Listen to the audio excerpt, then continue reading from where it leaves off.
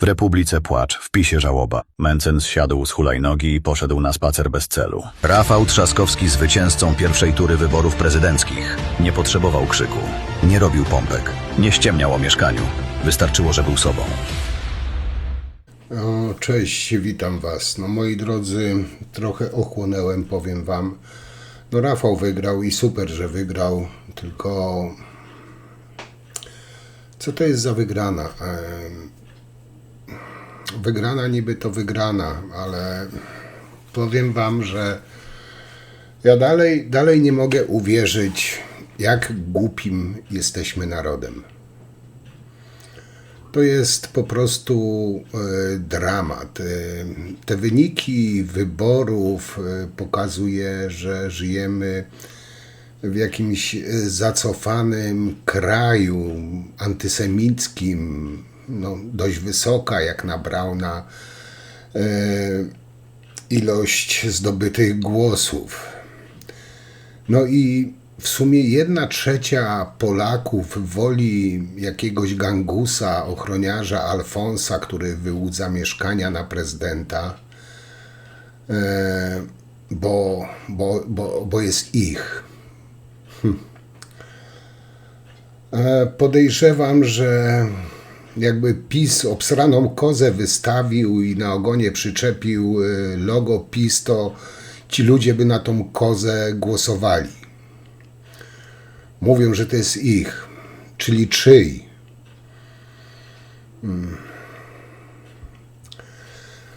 Powiem wam tak, powiem wam, że ciężko mi ten materiał dzisiaj robić, bo ja naprawdę nie wierzę w to, co wczoraj razem na live'ie zobaczyliśmy, te wyniki wyborów. Z tego wychodzi, z tych wyników wyborów wychodzi, że tak naprawdę 1/3 Polaków nie lubi demokracji i nie ceni wolności, brzydzi się tolerancją, równością, jakąś normalnością. Oni potrzebują takiego ciężkiego buta na karku i co jakiś czas solidnego kopa w dupę, bo inaczej nie potrafią funkcjonować. Ludzie, jak aż tyle milionów ludzi może głosować na nie wiem, prawdopodobnie byłego gangstera.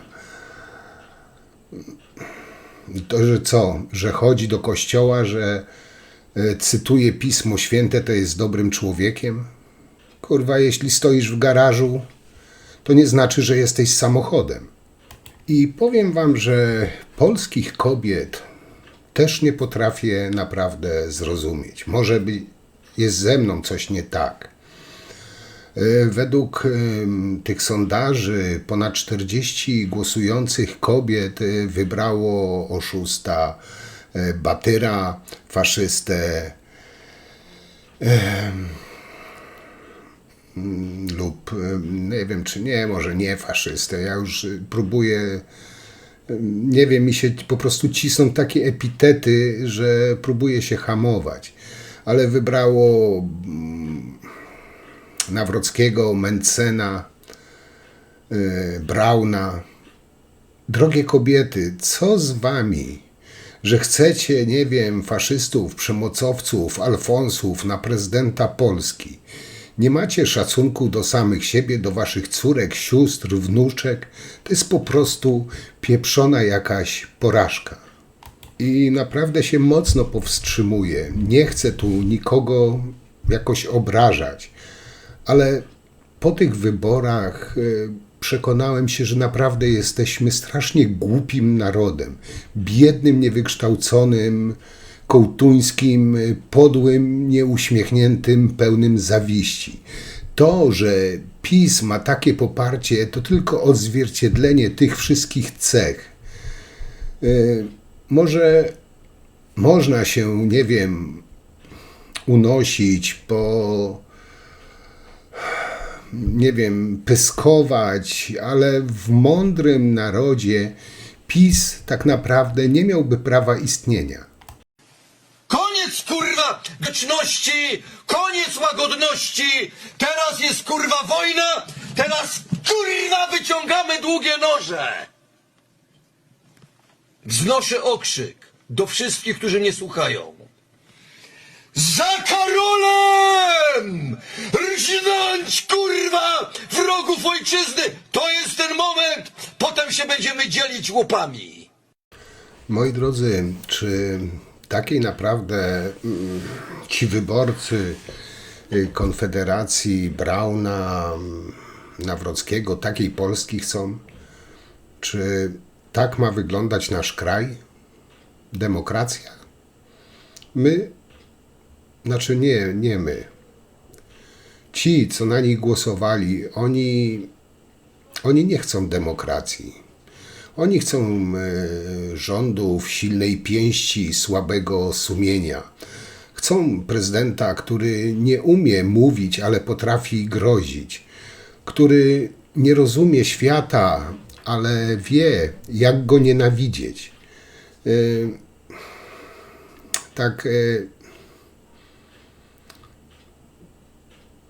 Nie wiem, powiem wam, że tak swojskiego, że aż po prostu się ciemno robi. Przez te 2 tygodnie nie powinno być żadnych targów, interesików, wahania. Tutaj zwracam się do całej koalicji, do rządu i do wszystkich sympatyków koalicji 15 października. Wszystkie ręce na pokład i druga tura powinna być dla Trzaskowskiego. Brak poparcia dla Rafała oznacza głos świrów, nacjonalistów i wszelkiej maści wykolejeńców. I naprawdę nie mogę, powiem wam, nie mogę zrozumieć, otrząsnąć się, że na człowieka z dupy Kaczyńskiego, czyli praktycznie znikąd wyborcy oddali prawie 30% głosów. I tutaj śmiem twierdzić, że są to głównie bardzo religijni katolicy, dla których wskazanie ich księdza i episkopatu było najważniejsze w podjęciu tej decyzji. Czemu PiS tak hołbuje właśnie tych najmniej wykształconych, głupich ludzi? Bo takimi najłatwiej jest manipulować. I powiem wam tak, jak wiecie, już blisko 10 lat w tym wszystkim siedzę i im dłużej obserwuję sytuację w Polsce, tym wyraźniej widzę, że tego kurwa chyba już się nie da posklejać. Twardy elektorat PiS to ludzie, którzy nigdy nie odnajdą się w prawdziwej demokracji. I tam jest taka bolszewia, zajadłość, że bliżej im do fanatyków islamskich niż cywilizacji Zachodu. Bo pozwólcie mi zrozumieć, jak do cholery, jak można jednocześnie chcieć Matkę Boską na królową Polski i Alfonsa na prezydenta. Ja tego po prostu nie ogarniam. Powiązania z gangusami. Nie uważa nic. 200 dni w apartamencie z Afriką. Uprawianie tam dynamicznej polityki międzynarodowej. Żadnych aborcji, żadnego powrotu do kompromisu. Wywiad miałem w siedzibie PiS i nie spotkałem nikogo z PiS. Podróże za 800 000 złotych na koszt państwa. Prawy sierpowy w dudka. Bóg zapłać. Obniżę rachunki za prąd o 33%, bo Duda nie może. Rozprawka na temat wyższości szarego dresu nad odzieżą termalną. Unia Europejska i Tusk są winne wojny na Ukrainie. Antyukraiński przekaz. Kiełbasa. Antyszczepionkowe poglądy. Choroba palio.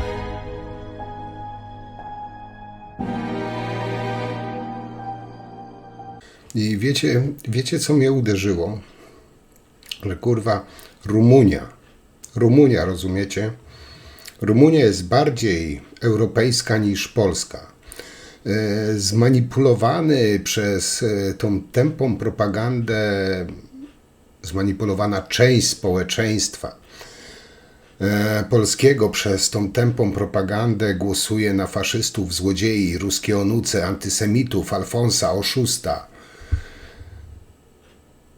I aż chce się zadać pytanie, kurwa, ludzie, gdzie jest wasza duma, gdzie jest wasza godność?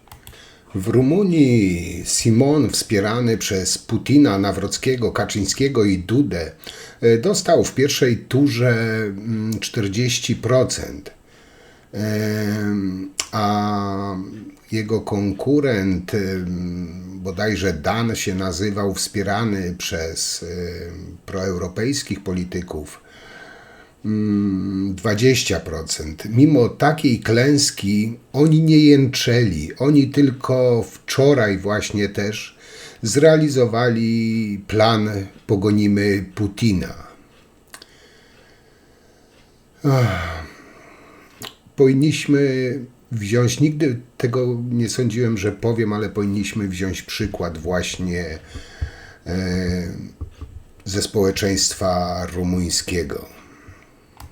I mówiłem to na długo jeszcze przed wyborami, że właśnie Tusk i politycy rządzący powinni zmobilizować polityków całej Platformy Obywatelskiej i tej koalicji obywatelskiej, by ruszyli w Polskę.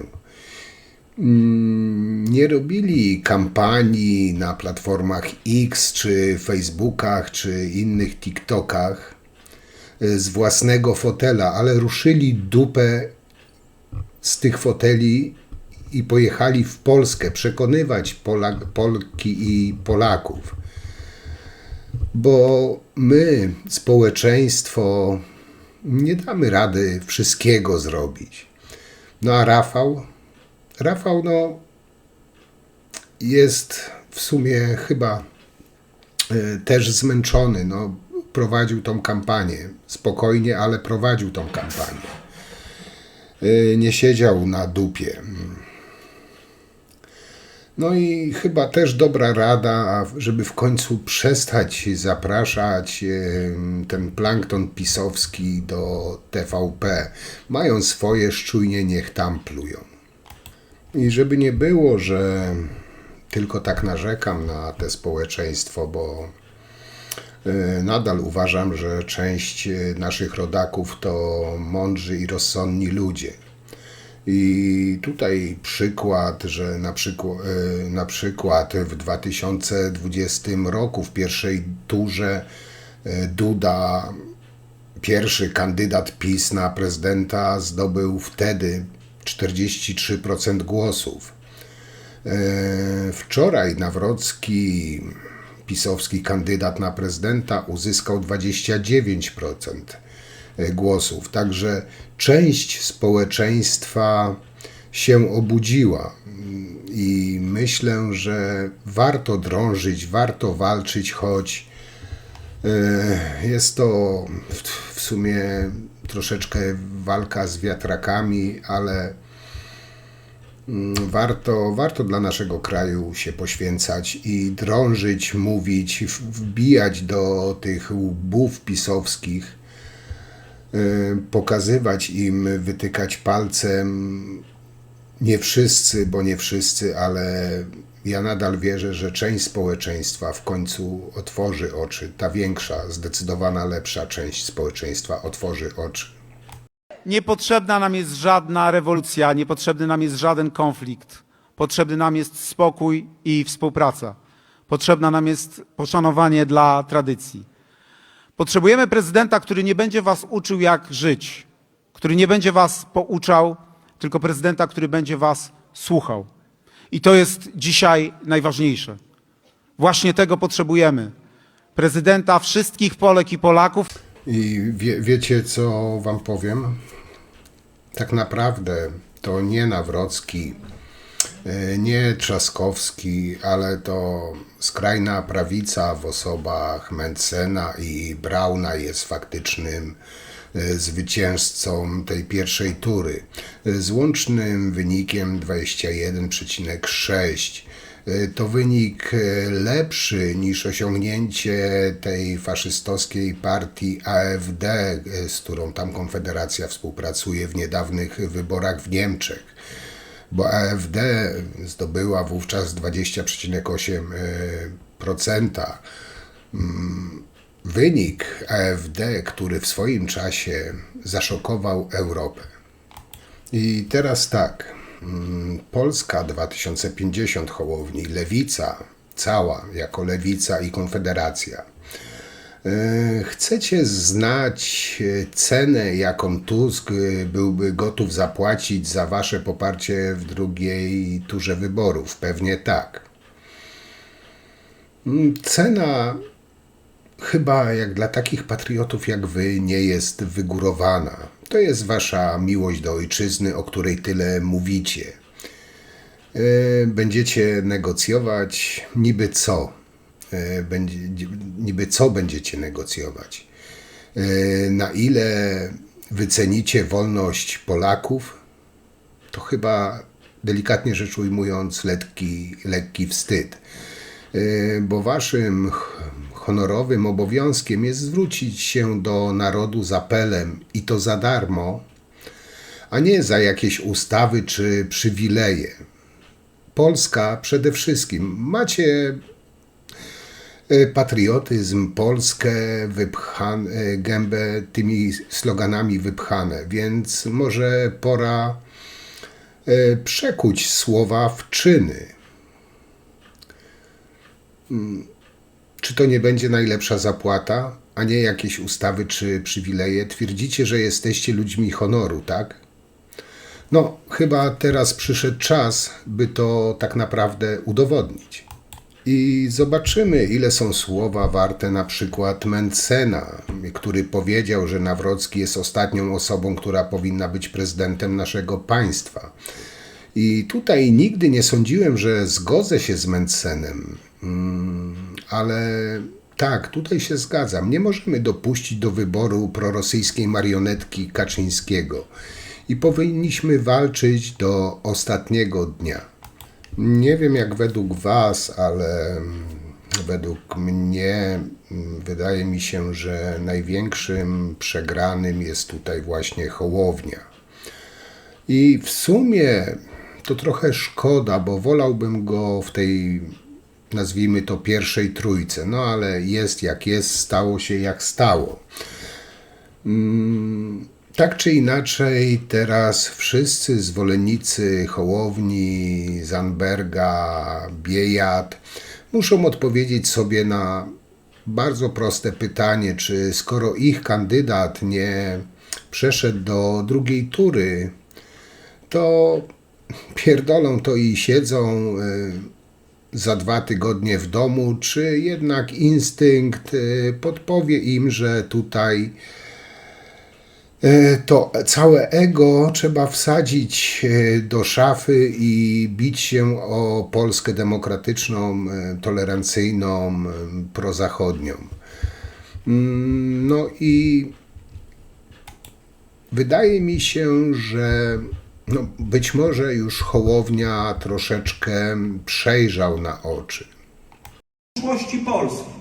Chcę powiedzieć ze swojej strony i wierzę, że taką decyzję podejmie też nasze środowisko polityczne, że musimy w tej drugiej turze dać szansę Rafałowi Trzaskowskiemu. Musimy jasno i wyraźnie powiedzieć, bez żadnych wątpliwości, Rafał, chcemy Ci dać tę szansę. My nie dostaliśmy jej w tym roku, ale chcemy dać ją Tobie. Chcemy dać ją Tobie ze świadomością, że przed Tobą wielkie wyzwania. Że teraz przez te 2 tygodnie będziesz musiał przekonać tych, którzy wątpią. Te 60%, które zagłosowało na tych, którzy nie idą dzisiaj z naszą koalicją, z naszymi wartościami. Przed Tobą 2 tygodnie bardzo ciężkiej pracy, żeby pokazać, że rzeczywiście chcesz jednoczyć Polskę, a nie tylko, żeby Platforma Obywatelska wygrała wybory. To dzisiaj jest olbrzymie zadanie, które stoi przed kandydatem, który wszedł decyzją ludzi do drugiej tury. I powiem wam, że nie wiem, czy to jest kuźwa przykre, czy żenujące, czy przerażające, że w naszym kraju jako tak zwany prawacki kandydat może oszukiwać starszego człowieka na mieszkanie, mieć szemraną przeszłość, a i tak dostanie prawie 30% poparcia w pierwszej turze, no oczywiście plus loda gratis od Stanowskiego. Oczywiście to w gratisie wszystko. Prawactwo to, nie wiem, kult, który będzie głosować na złodziejstwo, nawet jeśli miałoby, nie wiem, same paść jego ofiarą. To jest po prostu taki typowy stan umysłu. Zresztą, moi drodzy, nie wiem, czy to też zauważyliście, ale takim najbardziej wystraszonym organizmem na ziemi jest właśnie polski prawicowiec. Bo boi się dosłownie niemalże wszystkiego. Boi się uchodźców, LGBT, gendera, Niemców, Rosjan, spisku Brukseli, elit, Grety Thunberg, rozpadu rodziny, upadku kościoła, terrorystów, islamu, ale widzi się jako husarz, a jest takim drżącym zajączkiem.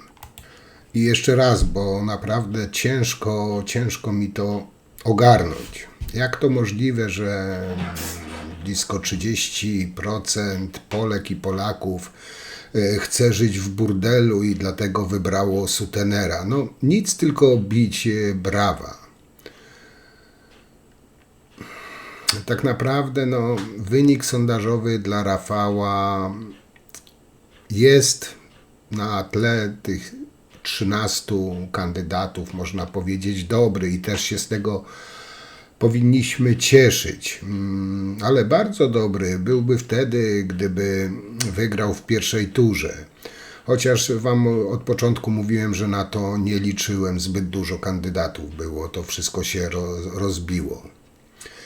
Niewiele większy wynik od właśnie konkurenta daje takie propagandowe zwycięstwo, a mobilizuje też elektorat, a szczególnie koalicjantów i tych niezrzeszonych demokratów. No ale inna szokująca jednak sprawa to wielkość polskiego zacofania, nacjonalizmu, takiego ruskiego wzorca zamordyzmu i tolerancji dla twórców ruskiego chaosu, gwałcicieli prawa, alfonsów, kłamców, złodziei i faszystów. Dowodzi to, że połowa Polaków tak naprawdę nie wyszła z poddaństwa. Ile w tym efektów ruskiej propagandy, a ile tradycji carskich takich chłopów pańszczyźnianych, o których wam wcześniej mówiłem, całkowicie uzależnionych przez fałszywe wzorce religijne, to po prostu zobaczymy jeszcze nie raz. Mencen przegrał wybory, ale może jeszcze coś wygrać. Szacunek. Nie dla układów. Dla Polski. Dla siebie. Dla was. Poprzyj Trzaskowskiego, Sławku. To nie zdrada. To pierwszy dorosły ruch w tej kampanii. Powiem wam tak, odnośnie tego, co przed tym krótkim filmikiem wam powiedziałem, że taki obraz Polaków kłóci się ze wzorcem społeczeństwa demokratycznego, rozwiniętego i europejskiego kraju. Zostaje nam dalej walczyć z ciemnotą wschodu. Niestety wychodzi również na wierzch zawód wielu, że tak powiem, moich rodaków walczących demokratów, która nie dość, że odsunęła od siebie tak naprawdę sporą część walczących o normalny kraj, nie ukrywajmy, to nie spełniła jeszcze też obietnic. Często tu koalicja niestety sama wchodzi w buty pisowców i sama wyznacza swoich bohaterów do walki, a nie powinno tak być, bo jak widać odbija im się to czkawką. No i to ślamazarne, takie nieudolne rozliczanie tych pizdrani, a nawet pozwala, aby nie zdejmować z walczących z pisem obciążeń prawnych. No ale ja tu nie o tym, a o właśnie tych wyborach, które odbyły się wczoraj. Moi kochani, powiem wam tak, no jak wiecie, dzielę się z wami swoimi spostrzeżeniami, czasami trafnymi, czasami nie, ale osobiście widzę coraz częściej ludzie, którzy są przygnieceni życiem, sfrustrowani porażkami i poczuciem, że nikt ich nie słyszy, nagle ogłaszają się patriotami otoczonymi przez zdrajców i ślepych i zamiast faktów posługują się memami, zamiast rozmowy krzykiem. Wystarczy na przykład wejść na grupę Polacy w Stanach Zjednoczonych. To jest tylko jedna z setek grup, ja tutaj tak pierwszą z brzegu wam podałem. I na tej grupie możemy czytać: Tusk to niemiecki gubernator, Polska już nie istnieje, pedały będą gwałcić babcie na wsiach, muzułmanie rozwożą zatrute pizze, a każdy, kto myśli inaczej, to lewak, esbek albo wróg narodu. Zamknąć monopol władzy jednego środowiska. Na to nie możemy się zgodzić, żeby zastępca szefa Platformy Obywatelskiej został prezydentem. A ja państwu coś powiem. Ja nie mam swojego szefa partyjnego. Nazywam się Nawrocki. Karol Nawrocki.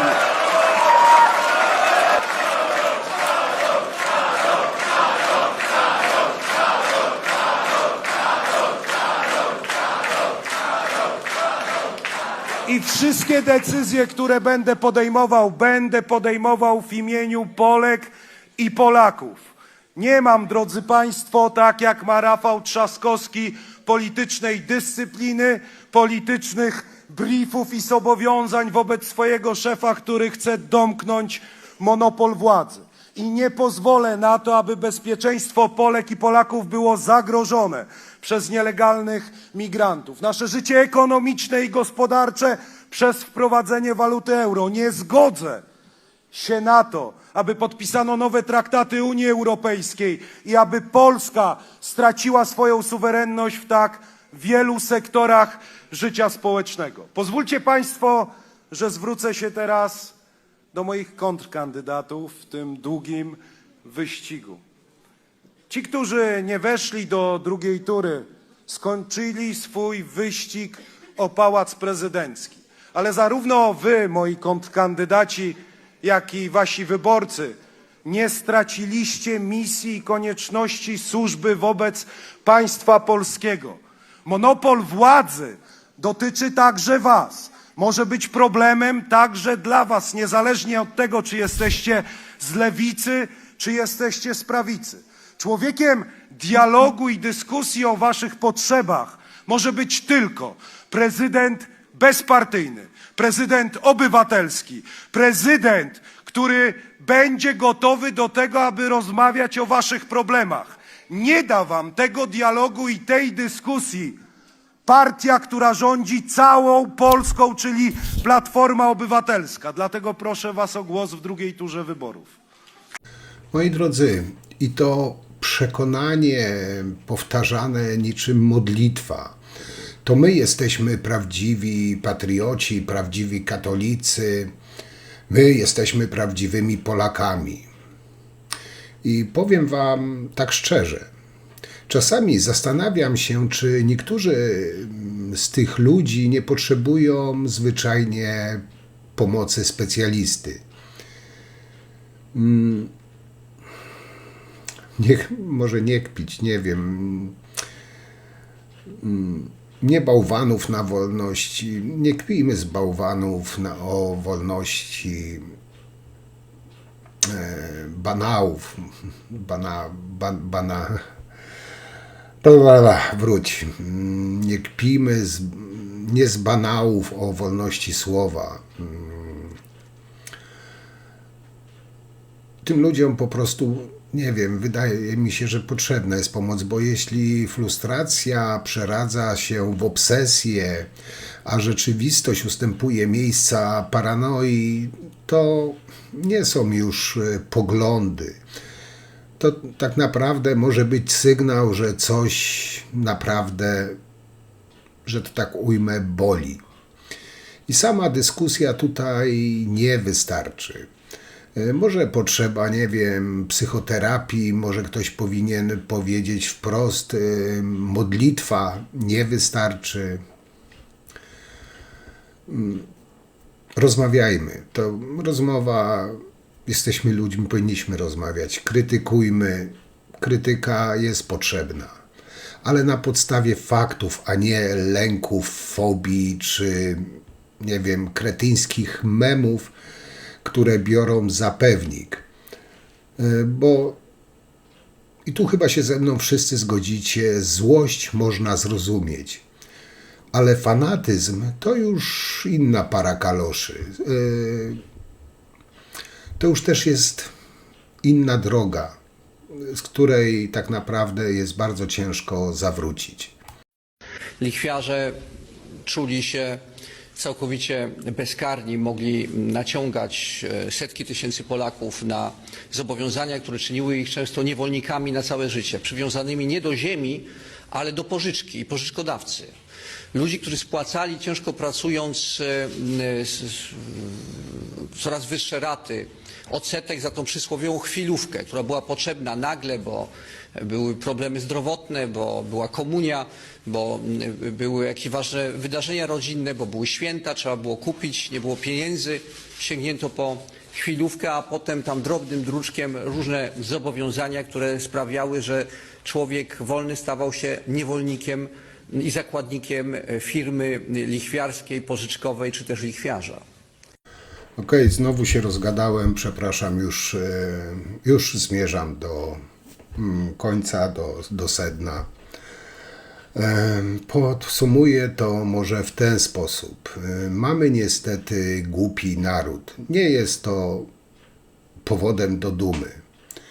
Ponad połowa zagłosowała na siły prokremlowskie i neonazioli. Naród tak doświadczony, który nieraz płacił najwyższą daninę krwi, zagłosował na tych, co chcą z Unii Europejskiej do Rosji. Mnie się po prostu to w głowie nie mieści, moi drodzy. Mam takie wrażenie, że ta ponad połowa Polaków, która głosowała na te antyunijne, antyzachodnioeuropejskie, nie wiem, struktury, wartości, zapomniała chyba, że Polska nie leży w Ameryce, Azji czy Afryce. Polska leży w Europie. Nasz dobrobyt, bezpieczeństwo jest związane bezpośrednio z Europą. Oni chyba zapomnieli o tym, że większość krajów NATO to kraje europejskie. Nie wiem, jak to ubrać w słowo, ale powiem wprost, są durnie, którzy nie rozumieją, że silna Polska w silnej Europie to narodowy interes Polski. I powiem wam, że żałuję, naprawdę żałuję, że nie można tych ludzi po prostu wysłać na wschód do Putina, skoro tak bardzo za nim tęsknią. A czemu mówię głupi naród? Już tłumaczę. Głupi naród, bo uległ pisowskiemu praniu mózgu. Że PiS jest patriotyczny, że chce silnej, suwerennej Polski, a ci inni to pachołki Berlina, Moskwy, Brukseli. Naród, ten pisowski naród w to uwierzył, że Moskwa krzyczy bić Moskala. Mamy głupi naród, bo uległ człowiekowi na hulajnodze, że będą niższe podatki. Tylko naród nie doczytał, że ochrona zdrowia, studia wyższe będą płatne i nie będzie cię na to stać. Umrzesz albo pozostaniesz niewykształcony. Moi drodzy, według sondażu Opinia24 dotyczącej drugiej tury wyborów, tutaj według tego sondażu Trzaskowski rzekomo mógłby otrzymać 46%, Nawrocki 44%, niezdecydowanych jest 10%. To tak naprawdę nic nie znaczy, bo błąd statystyczny to jest plus minus 2 punkty procentowe, no i tych 10 oczywiście niezdecydowanych. I powiem jeszcze raz, głupi narodzie, zmądrzej, a umiesz, bo co najmniej 2 razy to pokazałeś. Jak pogoniliśmy komuchów, jak pogoniliśmy pisowców. I możemy zrobić to 3. raz. I powtarzam, że zdecydowana większość Polaków to są bardzo mądrzy i inteligentni ludzie. No i moi kochani, nie pozwólmy, by to był jakiś wyjątek od reguły. Zróbmy to po raz 3, jak wspomniałem. Nie pozwólmy, by nastały rządy PiS-Konfederacja, bo czeka nas będzie kolejne 123 lata zniewolenia. Parafrazując, Polak wielki przydomek kpił sobie, że przed szkodą i po niej pozostaje bezdennie głupi. A dzisiaj do tego podatny na manipulacje, niesłuchający argumentów, wierzący przestępcom, wyłudzaczom, naziolom, którzy na czas kampanii schowali swoje rzeczywiste poglądy, niezorientowali. Ta część wyborców jest niezorientowana w geopolityce, skłonni oddać swój kraj Rosji, byle wyzwolić się spod zniewolenia, jak to nazywają, znaczy Braun i jemu podobni, zniewolenia niemiecko-brukselskiego. Oczywiście Braun i jemu podobni woleli być pod butem Rosji, marzą o tym. I tak jak powiedziałem, na ścianie wschodniej, ja tutaj nie spodziewam się żadnych rewelacji, pewnie tak pozostanie. Bo na tej ścianie wschodniej wygrałaby nawet, jak mówiłem, obsrana koza, byleby miała na ogonie flagę PiS-u. I od tych ludzi nie oczekuję niczego nadzwyczajnego, ale reszta narodu powinna się w końcu ogarnąć. Moi kochani, druga tura wyborów przypada na Dzień Dziecka. I mam taką propozycję dla tych niezdecydowanych, dla tych może też zaślepionych. Przeczytajcie proszę przez te 2 tygodnie tej kampanii historię nacjonalizmu XX wieku. Pomyślcie o dzieciach, edukujcie się i idźcie na wybory. Wasza obecność na wyborach będzie dla dzieci największym prezentem. Jaka jest przyszłość naszych dzieci, wnuków, Polski, jeśli ponad 20% wyborców głosuje za zniewoleniem kobiet i faszystami? Tutaj wybór jest bardzo prosty. Zostajemy w Unii Europejskiej, czy stajemy się częścią Federacji Rosyjskiej. Jeśli politycy nie potrafią podejmować właściwych decyzji, moi drodzy, zróbmy to my. I myślę, że tymi słowami, tym akcentem zakończę ten dzisiejszy materiał. Powiem wam troszeczkę emocjonalny, bo naprawdę jeszcze troszeczkę mnie nosi. Zresztą widzieliście, ciężko inaczej zareagować. Mam nadzieję, że ta druga tura wyborów będzie tą właściwą, że ludzie postąpią po prostu właściwie, że Polska wróci po prostu do Polaków. Także na dzisiaj to tyle, jak zawsze. Piszcie, komentujcie, oceniajcie. Ja musiałem się wygadać, przepraszam, że tak długo dzisiaj, ale musiałem się wygadać, musiałem odreagować, bo naprawdę nie spodziewałem się tak małej różnicy. Mam nadzieję, że druga tura będzie po prostu o wiele lepsza. Także na dzisiaj to tyle. Bardzo Wam dziękuję i do zobaczenia przy następnym materiale. Trzymajcie się, cześć.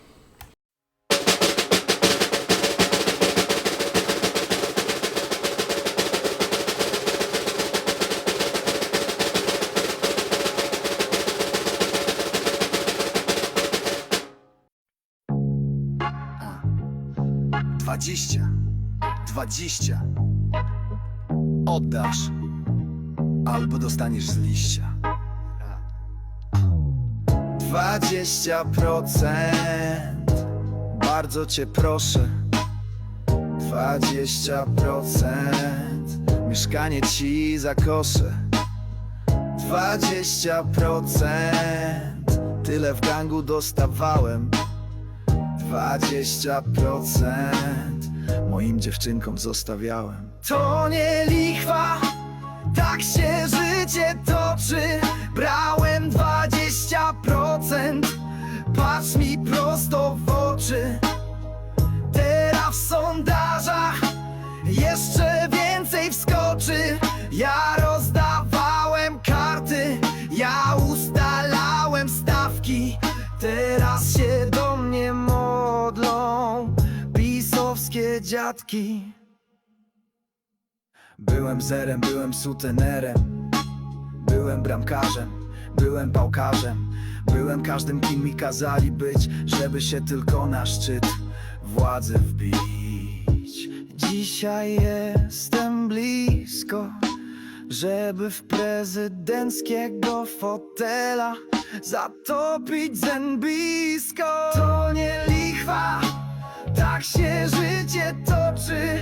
Brałem 20%, patrz mi prosto w oczy.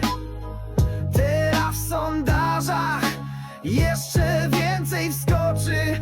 Ja rozdawałem karty, ja ustalałem stawki. Teraz się do mnie modlą pisowskie dziadki. Długą drogę w życiu przebyłem, wielu ludzi na niej zniszczyłem. W 2018 byłem w Moskwie, tam zwróciło się do mnie państwo niepolskie. Od tamtego czasu moja kariera wystrzeliła, bo dobra ekipa ziomków mnie już prowadziła. To nie lichwa, tak się życie toczy. Brałem 20%, patrz mi prosto w oczy. Teraz w sondażach jeszcze więcej wskoczy. Ja rozdawałem karty, ja ustalałem stawki. Teraz się do mnie modlą pisowskie dziadki. Porzuciłem flagę, porzuciłem kraj. Dla mnie teraz liczy się tylko władzy haj.